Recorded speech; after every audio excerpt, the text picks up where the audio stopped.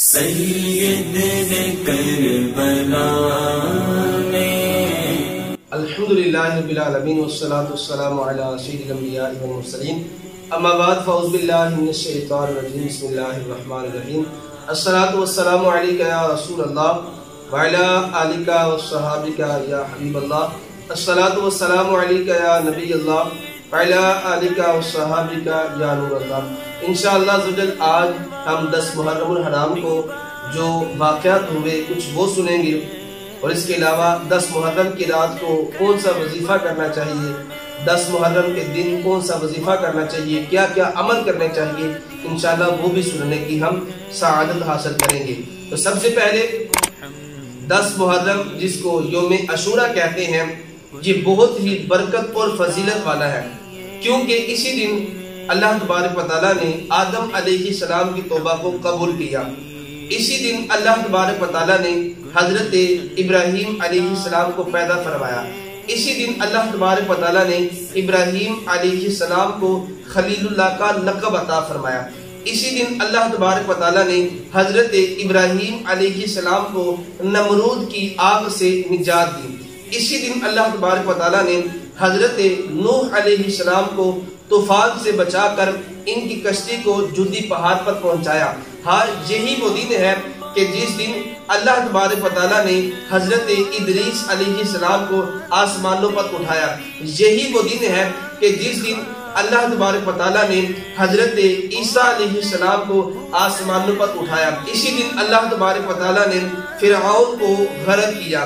اسی دن اللہ تبارک و تعالیٰ نے حضرت موسیٰ علیہ السلام کو فرعون سے نجات دی۔ یہی وہ دن ہے کہ جس دن حضرت یونس علیہ السلام کو بلاؤں سے چھٹکارا ملا۔ یہی وہ دن ہے کہ جس دن اللہ تبارک و تعالیٰ نے حضرت یونس علیہ السلام کو مچھلی کے پیٹ سے سلامت باہر نکالا۔ یہی وہ دن ہے کہ جس دن حضرت امام حسین رضی اللہ تعالیٰ عنہ اپنے قافلے کے ساتھ کربلا میں شہید ہوتے ہیں اور اسلام کے جھنڈے کو بلند کرتے ہیں۔ قتل حسین اصل میں مرگ یزید ہے، اسلام زندہ ہوتا ہے ہر کربلا کے بعد۔ ابھی انشاءاللہ ہم 10 محرم کی رات کو کرنے والا عمل سنیں گے اور نیت کرتے ہیں ہم سارے یہ عمل کریں گے۔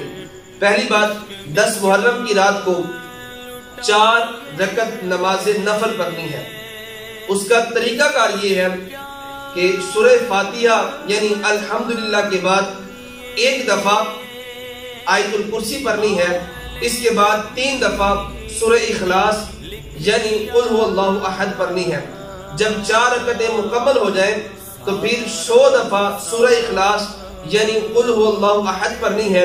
اس کی فضیلت یہ ہے، اس کی برکت یہ ہے کہ جو بندہ یہ 4 رکعتیں پڑھ لے گا، اللہ تبارک و تعالیٰ اس کے گناہوں کو معاف فرما دے گا اور اس کو جنت کی بے شمار نعمتیں عطا فرمائے گا۔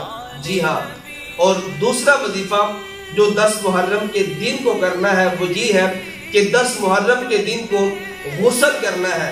اس کی برکت یہ ہے کہ غسل کرنے کی برکت سے اللہ تبارک و تعالیٰ سارا سال بیماریوں سے چھٹکارا دے گا، کیونکہ یہ وہ دن ہے جس دن آب زمزم کا پانی تمام پانیوں میں مل جاتا ہے۔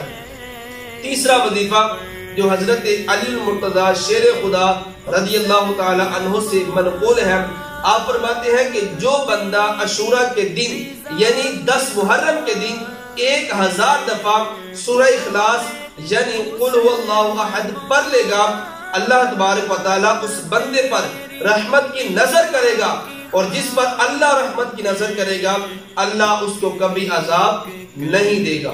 10 محرم الحرام کو یہ 10 کام بھی کرنے چاہیے۔ جی ہاں، پہلا کام روزہ رکھنا۔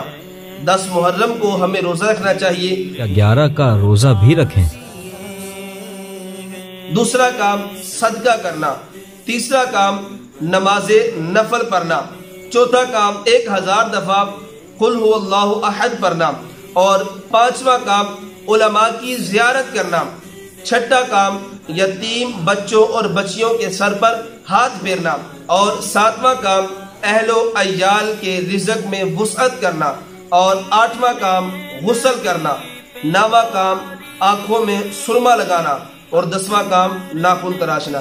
یہ کام ایسے ہیں کہ جو علماء کرام نے مستحب لکھے ہیں، ہمیں یہ کام کرنے چاہیے۔ اللہ تبارک و تعالیٰ اس 10 محرم کے صدقے ہمیں بھی نیک کام کرنے کی توفیق عطا فرمائے۔